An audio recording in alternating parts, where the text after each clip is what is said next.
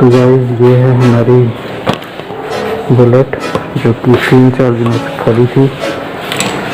कोशिश करते हैं इसको 1 किक में स्टार्ट करने की, साइज तो लगेगा नहीं। और ये मेरा शेरू है, रखवाली करता है मेरी बाइक की।